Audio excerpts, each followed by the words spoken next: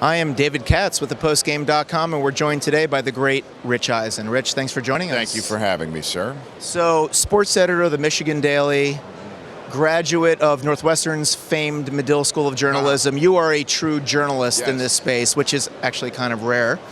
What do you think of the state of sports journalism today? Oh my God, that's pretty macro right there. Dive right into it. I don't know. I mean, there's a lot of great outlets that are doing some superb work. You know, we're at an age though where, you know, argument trumps anything else on various outlets. I wish there would be more nuance in the world, and that's what I try to do on my show every day. The DirecTV audience channel 239, 12 to 3 every day. We will get that in twice in this interview. No problem. Radio and TV show that I do, I try to, you know, give people the takes that are required normally in the format, but not just do it for the sake of doing it, that there can be some gray area, that there doesn't have to be always one side of an argument and then the polar opposite side of it where there's no nuance or gray area in between. And I think that can be lost sometimes. Certainly, you know, when information is frequently disseminated in 140 characters at a pop. What advice do you have for young people trying to get into this business today in a world where this social buzzy stuff seems to be so predominant and important? How do they actually get the core skills they need? Be yourself. I mean, always. Just be yourself. Believe in yourself. You know, just don't let anybody tell you otherwise. I mean, so many times you can be, you know, told that you're not good enough or what have you. I was too. But I wish there were opportunities when I was first getting started in the mid-90s where you could post your own work, you could shoot your own work, you can basically, all you need is just somebody to give you a press pass and go ahead and put a tape together, a reel together, and put up it on a YouTube channel and make something out of nothing on your own. Man, I would have loved to have that opportunity. A large part of your role is also air traffic control. You're managing a lot of personalities, a lot of egos, and you're putting it all together. How do you do that? How do you sit there at a table with all these people and kind of keep the conversation flowing, manage personalities and egos, and get where you need to be at the end of your half hour or hour? Well, we just genuinely like each other. If you're referring to Game Day Morning, the Sunday morning show I do, I mean, we genuinely, I mean, we're lucky what we have there on that show, where Mariucci joined us, the network, in 2005 or 2006, the same year Marshall did. Michael Irvin came a little bit after that, Kurt Warner a couple of years later, and we just genuinely get along and like each other. I mean, Michael Irvin was at my daughter's baby naming. He was at my wedding because my wife worked with him at Fox Sports. Does he have a nickname for your baby? No. Work on that. No, I know. But I mean, he spoke at the baby naming. I mean, and Marshall I consider like one of my best friends. And, you know, we go at it and they go at it. But my job is just to make sure that, you know, the trains do run on time. And it comes across in an entertaining, informative way that doesn't put anybody off. You know, I mean, just don't take it too seriously. Be serious about the information that needs to be gotten across, but taking yourself too seriously, we'll never do that. You've interviewed thousands of people. What's the one interview you haven't had yet that you really want to make sure you get? Well, I mean, I love the cross section of pop culture, you know. So getting, you know, from the entertainment non-sports world as well as the sports world. I mean, in the sports world, I don't know if there's anybody out there that I really would love to sit down or get. Or non-sports world. Jon Stewart. Jon Stewart, I'd love to sit down and just pick his brain about some of these subjects that you're even bringing up right now. I think he's got so much to say and so much broadcasting knowledge that I'd love to sit him down. And going through a political season right now, I so wish he was there sitting behind the desk for all of us. I do miss him. I do miss him. Who's the most fun interview you've ever done? Most fun? I don't know. I mean, there's been so many of them, man. There's just been so many NFL players with personality, from Matt Hasselbeck to Ocho Cinco.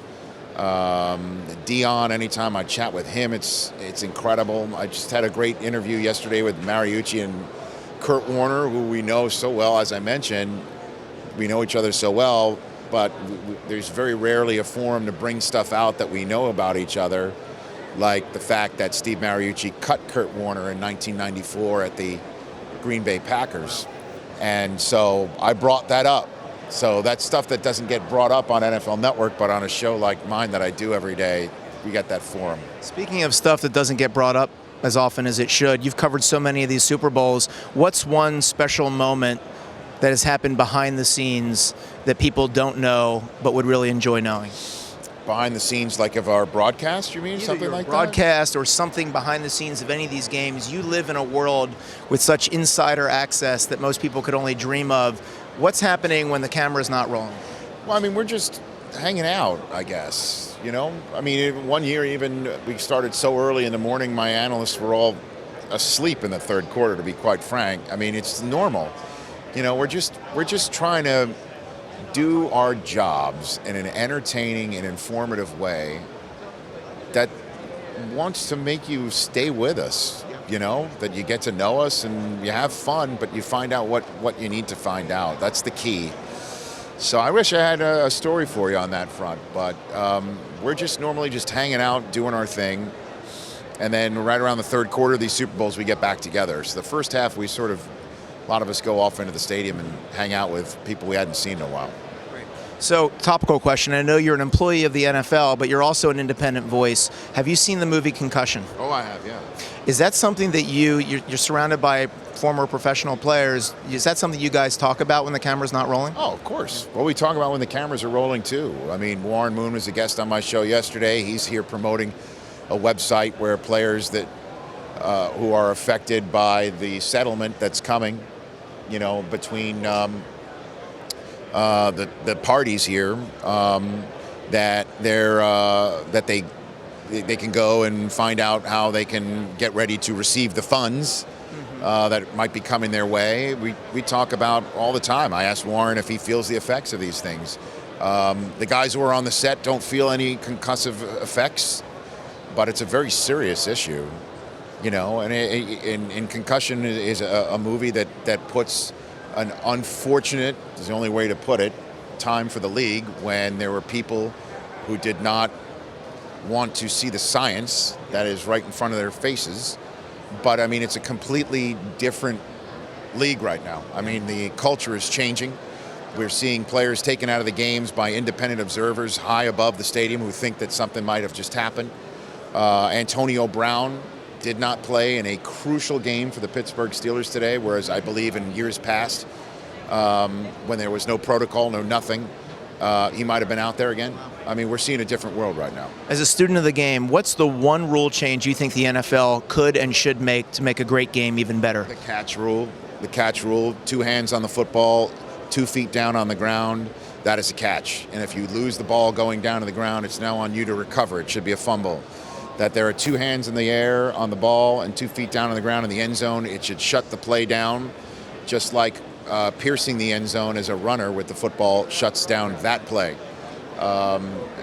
It drives me nuts that if you took that approach to a catch and understand that there might still be some gray area that needs to involve some interpretation as to what is or is not a catch, I think you would remove 95% of all the craziness that's going on with that rule right now. Who is an ascending player that you think is not someone who's on people's top radars, but in 2-3 years is going to be considered an absolute star in the league?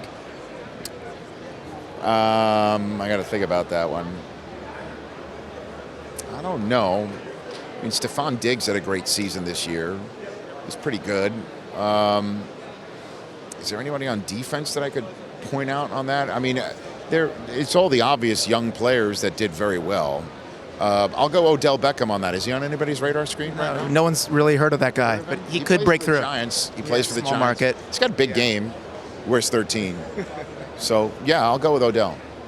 As a broadcaster who lives in Los Angeles, the great Vin Scully is going to be retiring at the end of this season. What makes him so special? Oh, gosh. His ability to tell a story, his ability to to tell a story. I mean, it's that simple. He's the last announcer that you will ever see that will come off of a commercial break by himself. They'll give him a minute on the broadcast, just old school, old style. His ability to tell a story and have his vast decades of knowledge. There's nobody like him. There will never be anybody like him again. Final question for you. So you've been a reporter, you've been a talk show host, you've been an anchor, you've been a reality TV show host. Yeah. What's the last thing remaining to be chiseled on the Mount Rushmore of Rich Eisen? There is. What's the dream job you haven't done yet? Game show host. Game show host. Game show host. Anyone in particular? I was born to give away cash and prizes. Really, I was put on the planet to do that. So one day, maybe. And Rich, Yes. we know about the Audience Network. Nice. Tell us about the Audience Network and your show on Audience DirecTV. Channel 239 on DirecTV is the home of my show, The Rich Eisen Show, which would never have existed if it wasn't for the popularity of the Dan Patrick Show. So the great people of Audience came to me and said, would you like to do a TV radio simulcast just like Dan? 3 hours afterwards. They have now 6 hours of programming after that. Joe Buck is now part of the fold there. So Audience Sports is becoming bigger and bigger, and now with AT&T being the parent company, hopefully we get on more phones and more ways to distribute what I'm doing every day. Fantastic. Thank you very much, Rich Eisen.